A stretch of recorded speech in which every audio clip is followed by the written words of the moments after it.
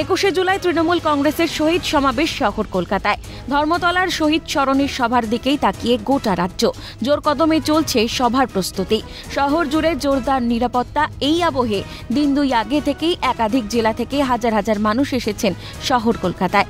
শহরের একাধিক স্টেডিয়াম ও মেলা প্রাঙ্গণে কর্মীদের থাকা খাওয়ার ব্যবস্থা দলের তরফে।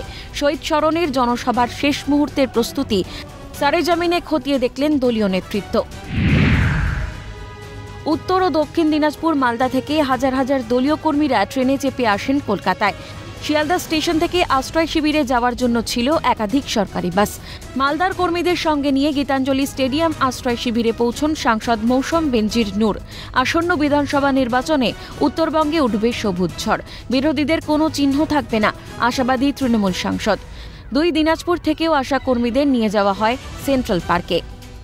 2026কে পাখির চোখ করে এবং এর আগের বার 2021-এ আমরা 8টা সিট পেয়েছিলাম। এবার আমাদের টার্গেট 12টার মধ্যে 12টাই মালদা, যাতে আমরা তৃণমূল জিততে পারি। ওরা প্রত্যেকবারই বড় বড় করে দেখায়, কিন্তু রেজাল্ট ওদের জিরো।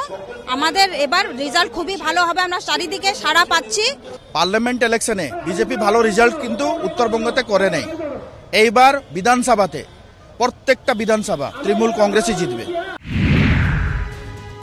21শে জুলাই তৃণমূলের জনসভা উপলক্ষে তৃণমূল কর্মী সমর্থকদের ভিড় হাওড়া স্টেশনেও। কোচবিহার, আলিপুরদুয়ার, জলপাইগুড়ি, মালদা, মুর্শিদাবাদ, বীরভূম, বাঁকুড়া, পুরুলিয়া থেকে এসেছেন সমর্থকেরা।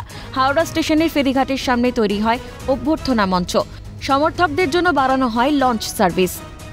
লঞ্চে অলরেডি আমাদের পুলিশ কমিশনার, আমাদের বিধায়ক গৌতম দার সঙ্গে আমরা সব বসে মিটিং করে নিয়েছি যে আগেবারে যে পরিষেবা তার থেকে আরও বেশি লঞ্চ আমরা পরিষেবা দিতে পারবো। তো আমাদের পরিবহন দপ্তর থেকে লঞ্চ পর্যাপ্ত থাকবে, যাতে সাধারণ মানুষের সমস্ত পরিষেবাই আমরা দিতে পারি।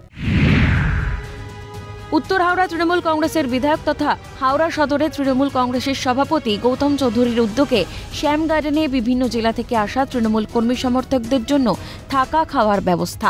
15,000 কর্মী সমর্থকদের জন্য এলাহি আয়োজন। খাবারের মেনুতে ভাত, আলুর দম, ডিমের ঝোল। ব্যবস্থাপনা খতিয়ে দেখেন মন্ত্রী অরূপ রায়।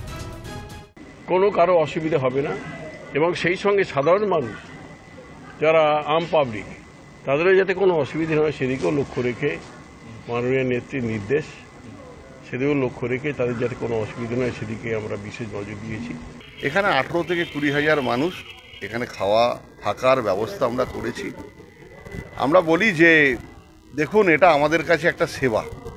এখানে মূলত এবার বেশিরভাগ বীরভূমটা আসবে, পুরুলিয়া আসবে, কিছুটা ব্ল্যাক ডায়মন্ড গাড়ি আসানসোলের থেকে তারা আসবে। তা আমরা সাফিসিয়েন্ট, কোনো অসুবিধা হয় না আমাদের। ট্রেনে, বাসে, ফেরিঘাটে থেকে ভিড়। শহরে তৃণমূল কর্মী সদস্যদের জমায়েত। হাজার হাজার দলীয় কর্মী সমর্থক তাকিয়ে 21শে জুলাইয়ের জনসভার দিকে।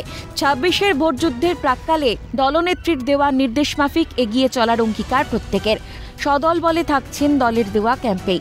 জনসভার প্রাক্কালে জোরদার নিরাপত্তা শহর জুড়ে। ক্যামেরায় সঞ্জীব চক্রবর্তী ও অপূর্ব দেবনাথের সঙ্গে মফিজুল ইসলাম, রাজা সাহা ও দেবকুমার দেওয়ের রিপোর্ট, ক্যালকাটা নিউজ।